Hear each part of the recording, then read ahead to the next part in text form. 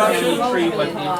We wanted to give our speaker this morning a chance to share with you the kind of work that she does in Newtown. I have with me here today, and our presenter this morning is Rebecca Flynn from Big Brothers Big Sisters. It's my pleasure to introduce you this morning and give you an opportunity to share with us what you're doing, and we're so excited to have you in town, especially with the new location. And I know it's only been a brief time, but I think you've had some good success. So, welcome. Thank you. Thank you very much for having me. Again, I'm Rebecca Flynn. I'm the Marketing and Communications Manager for Big Brothers Big Sisters. We serve actually all of southwestern Connecticut, and we do two things. We have a mentoring program.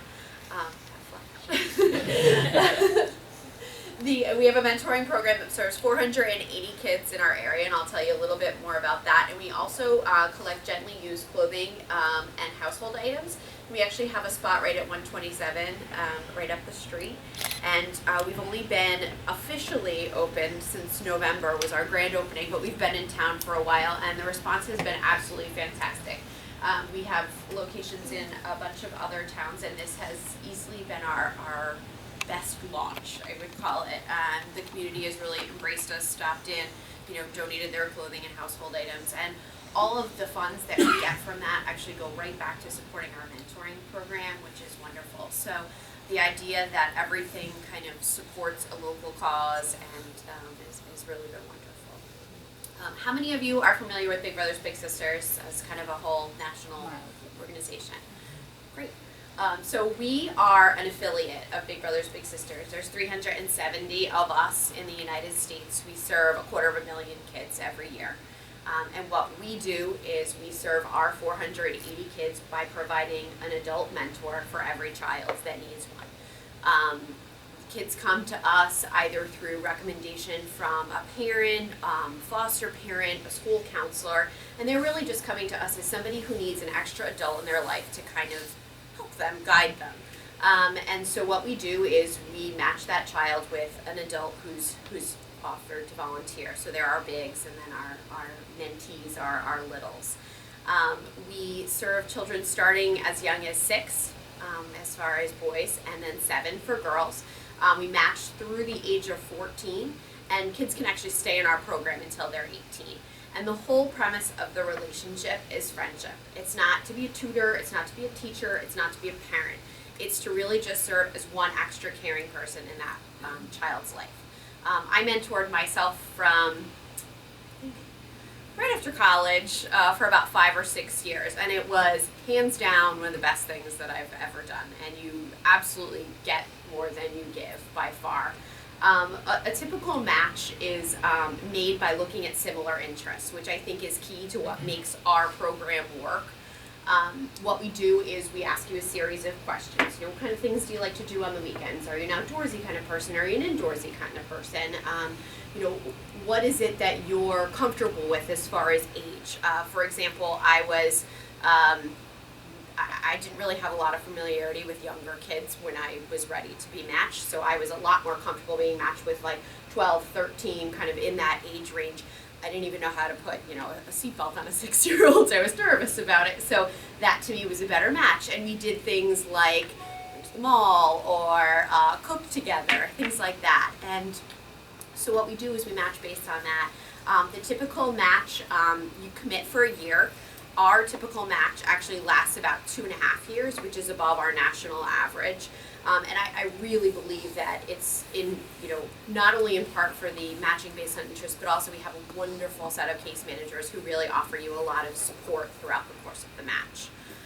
So the way that you come in is, through a meeting like this, or you hear about us and you offer to volunteer. The typical commitment is that you're matched with a child you meet twice a month.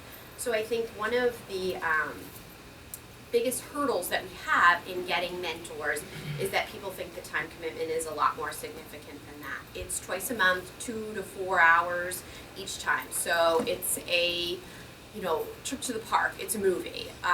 And it's a really good program for people who are busy because there's a lot of flexibility in it. You don't have to be somewhere at, Tuesday at 2 p.m.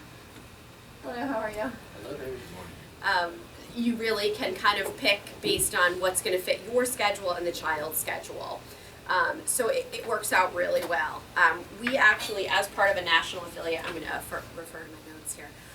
As part of a national affiliate, one of the things that's really important to us is that we take measurements of, how successful this program is. So we're held accountable to demonstrate that these matches are actually making a difference in the lives of our kids. So locally, we look at things like academics, and we look at from before they join the program until after until a year into the program, and we know that 86% of our kids improve 1 grade in English and 1 grade in math is 82%. They report having better relationships with both peers and adults in their lives, and they also have a higher level of confidence. 82% rated that they have greater improved sense of confidence with themselves after being involved in the program. And 96% of our kids had less days out from school since being involved in the program compared to beforehand. So, not only do we all know how important it is to have a loving, caring adult in your life to encourage you, but looking at some of these numbers, and we do this over the length of the match, we know that this also has an impact on some tangible grades and relationships and things like that. But I think besides the numbers, it's really important to point out that this is really about having fun. These are wonderful things, and it's great to report, but our kids and our mentors, they have a great time when they're together. I'll give you a couple of examples. I have some quotes from some of our matches. My little has become even more outgoing. She shares her challenges, and the best is that she received high honors this semester. We play board games, draw, do craft projects, and really get to know each other. We have fun, we laugh, we have a good understanding of each other. So our kids, they really take to their mentors. We have a lot of matches who have been, one of our stories from last year, we had one of our mentors go to Philadelphia to watch his mentee graduate from college. They've been matched since the mentee was 7. So it was really emotional for all of us. It's a great, it's a great thing to have them stay involved in each other's lives like that. So it's a wonderful program, and there definitely is not only the short-term impact of having an adult in your life, but also the long-term impact of having that adult kind of around and caring for you. So typically the way that we make a match is we fill out an application. It's 2 pages. We look for references, we do a background check, we do a driving check. And these are all you're guided through the process by our case managers. And they then, ask you some questions about your interests and match you based on that. And we do have right now 200 kids on our wait list that are looking to be matched. They're throughout Southwest Connecticut. Since I've been involved with the agency, since being a mentor and being employed here, we've always had 200 kids on our wait list. It's just typically the way that it's been when we go out looking for mentors. We sometimes will get referrals for mentees as well. 70% of the kids on the wait list are boys. A lot of the kids in our program that are looking for matches are boys, coming from single parent homes and looking for a caring adult male in their life. So that's our mentoring program in a nutshell. And please feel free to ask questions, interrupt me. So that's. Where are the children from typically? Well, I would say we actually have someone on the wait list in just about every town we serve. We serve 40 cities and towns, and we have somebody on, but they're concentrated, I would say, Bridgeport, New Haven, but that's also where just population is concentrated as well. Yeah. So, but we have a kid on the wait list in every town. What kind of background information do you get on the child or the person you're going to mentor? Prior, we actually talk with the parent. Has to be heavily involved in the process, or guardian parent has to be heavily involved in the process. So we wind up getting a lot of information about behavioral issues with the child. So when we're matching you, If the child does have behavioral issues, we will ask you if you're comfortable with that. If you're not, then we'll wait until somebody is. We wind up. One of the things I think also that makes the program work is that the child needs to be involved. They can't come into the program because their parent wants them to. They have to want to be part of the program. So our kids are interviewed separately. They are commit to being part of the program. They kind of have to sign a little contract about the things that they're willing to do to be part of the program. So they're absolutely a willing participant. They're not being pushed into this by parents. So when you say 70% are mostly the boys, what age group mostly do you have?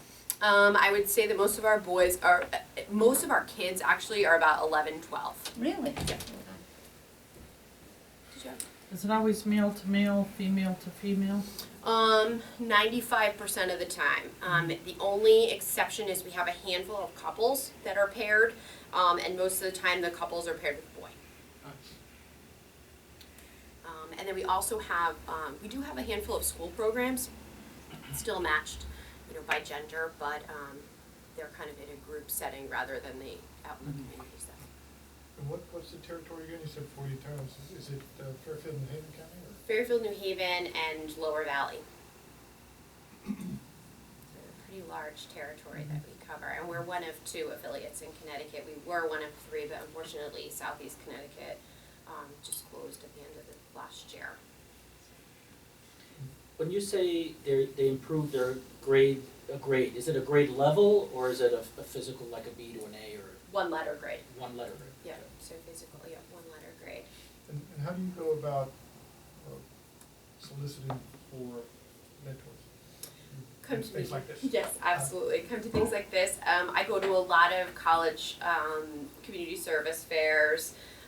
We do a lot of, actually, one thing that's really been great for us, both on the donation front and mentoring front, is going to a lot of green events. So we do a lot of things.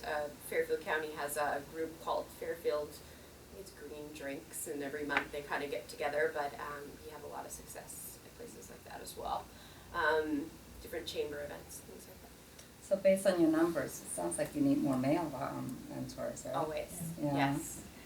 One of my thoughts is, my husband's with That's GE. right. Do you go and approach some of the larger corporations like that? Because they've got a lot of young executives. I think it's a little bit more difficult I've got 3 kids and they're fairly young. So Yeah. it kind of shoots us right out of the pool when we just try to spend time with our own kids. But there are a lot of young GE executives that don't have children, that are not married. And I'm just thinking that may be a way to approach it as well, to get some of the younger males that don't have families to get absolutely. involved. Because they do a lot of give back programs constantly. My husband does as well, so. We actually have a board member who works at GE, so we've been in there a couple different times to talk to people. It hasn't been incredibly fruitful as far as getting mentors. We do, in the same vein, I guess, we do also go to young professional networking events and things like that, because I do think you're right there, that's a good group for us to kind of target and, without necessarily having kids at home of their own that they can commit the time to, but we do that as well. One thing about getting into some of the corporations, while a lot of times we wind up talking to somebody at a financial level, I guess, about committing to Big Brothers Big Sisters, and it's tough for us to get to talking to everybody kind of about mentoring. We've been invited to a couple different places, community service fairs like Nestle Waters and things like that, but I do think that that's a good group for us to kind of continue to go after. What's the demographics of your average mentor? You mentioned what the mentees look like, but You know what? There is no kind of typical profile. They really range quite a bit. We have with our school programs, we have high school kids. We have a lot of college age kids coming out of Quinnipiac in particular. And we have retirees that mentor. We really have quite a broad range. So there's not kind of our typical picture. Is it high school age mentors? We do. We have Yeah, that's a school-based good- programs in New Haven. We have school-based programs where it's high school kids. They're all supervised. It's in Right. it's an kind of like an after-school program, but it is a mentoring program where we match high school seniors with kids in a middle school that are relatively close by, and they're so sixth grades are newly into the middle school. So we've been doing that for years, and there's a little over 100 kids involved in the program.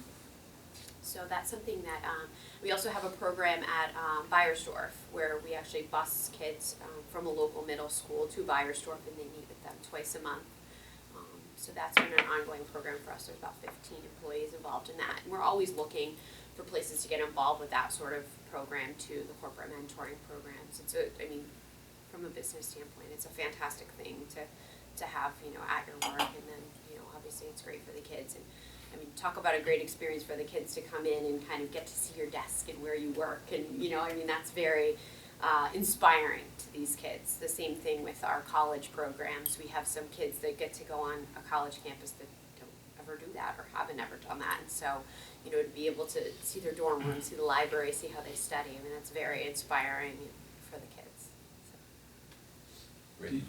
Do you typically match mentors with mentees in a certain close by to each other, or? We do. We ask, we kind of ask up front how far you're willing to travel. I mean, most wouldn't go more than like 15, 20 minutes, I think and when I say there really is somebody in every town, we usually have somebody where they are in relatively close proximity to you anyway, so. But we do try and keep it so it's localized. That way you know what there is to offer, kind of, offered in your area as far as things to do. One other thing too is that, back to the kind of case managers and support, we also offer things like sending out emails and saying, hey, we have tickets to this, or this, and this place is offering free admission on this day, to kind of brainstorm with you some ideas of things to do. So that's always a nice option. We usually do that like every month.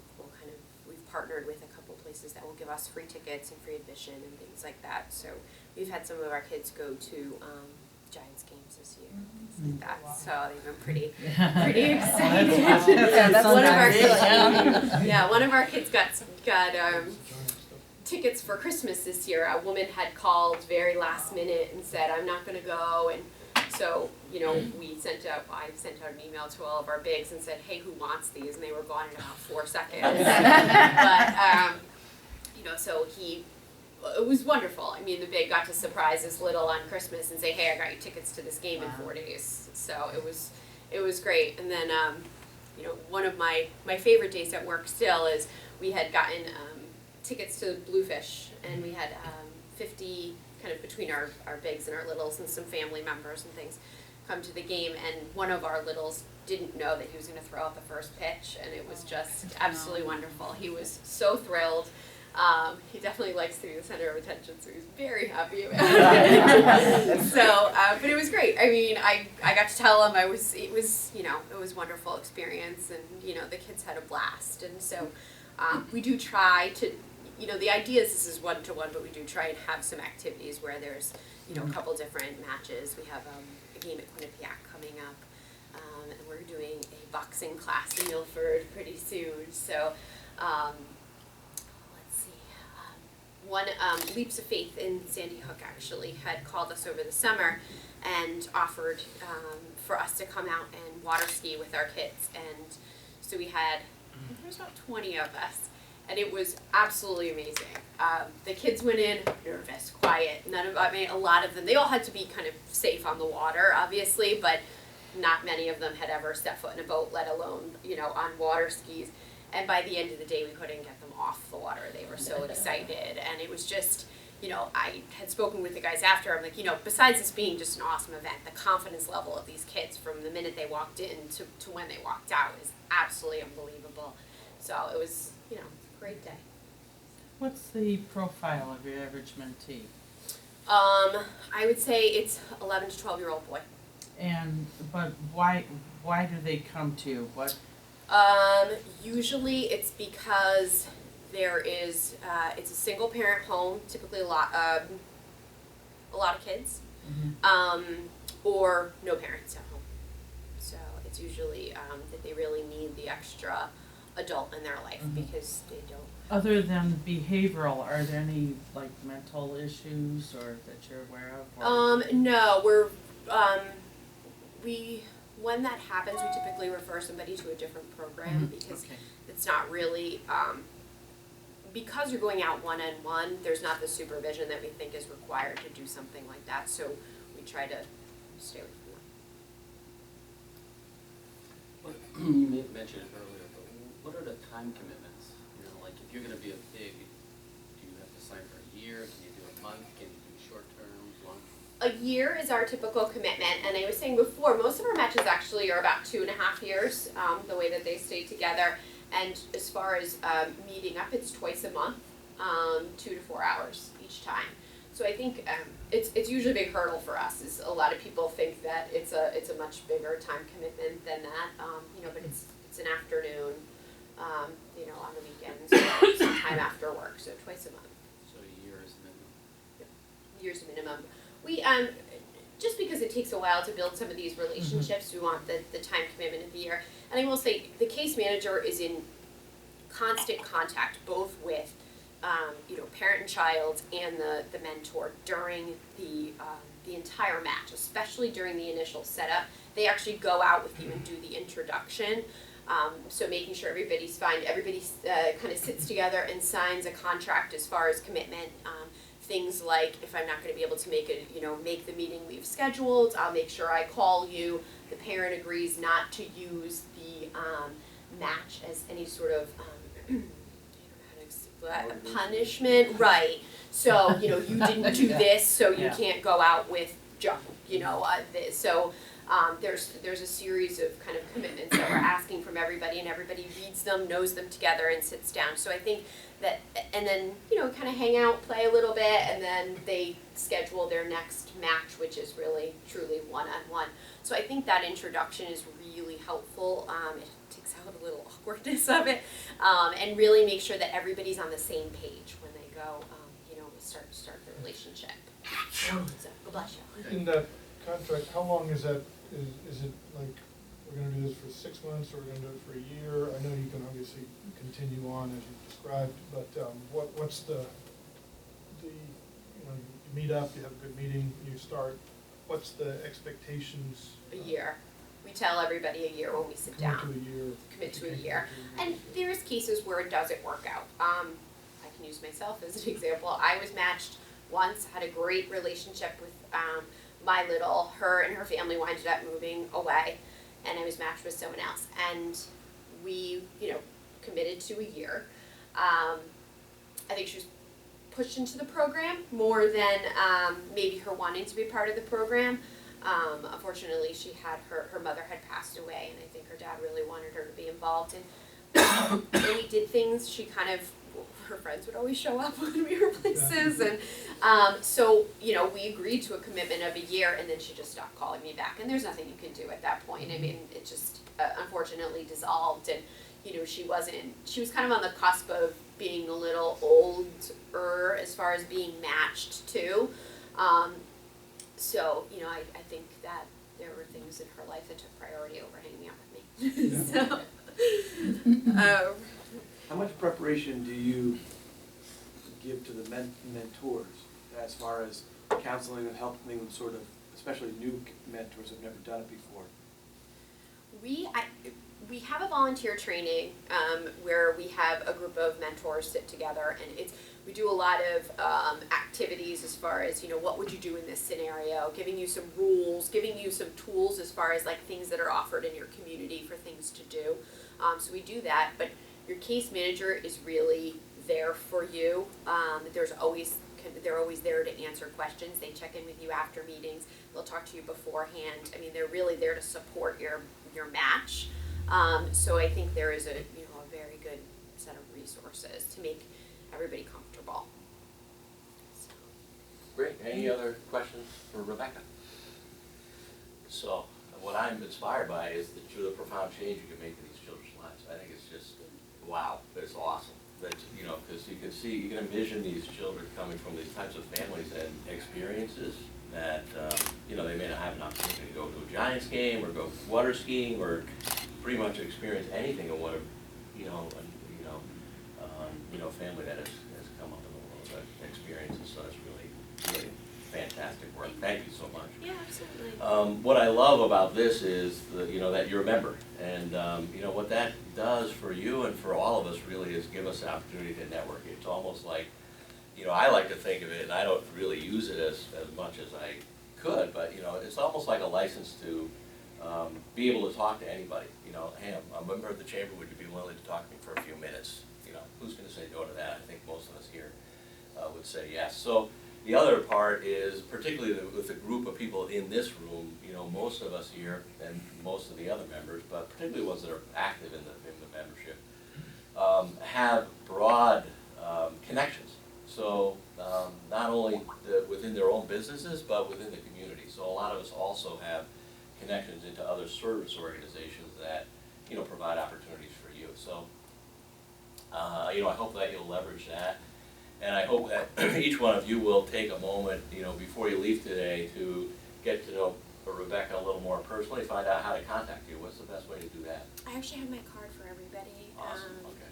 Email, phone, and I brought some brochures, and then also just these donation bags. This kind of has some information about how to donate your clothes and things like that as well. So that's a really big revenue stream for us to support our mentoring program. It costs about $1,000 a year to support one mentoring relationship, because all of our case managers are MSWs, and we really do commit ourselves to time and things like that. So I have some information about that as well. I just have one question, one last one. Could you just say percentage-wise, out of the children that you do have, and you said a lot of them come out of single homes, out of those, how many of those would be considered to be foster children that are already in foster care situations? I'm just curious about the levels of, in other words, if you've got the foster parent, then potentially you have another parent that kind of meets with that child. So I'm just kind of curious about the dynamic there. I would say it's less foster parents, and there's a lot of grandparents that come to us. But foster parents, I would say maybe under 10%. So we're just saying the majority of them are biological parents to these children, or grandparents that are Yes. left with the children. Yeah. Okay. Grandparents is a big one. I would because imagine. They just don't have the ability to Right. understand these things. Okay. So thank you, Rebecca. Thank you. Make a motion, take an action. Thank you very much. Thank you guys very much for having me. Thank you. And I have some information I'll pass around.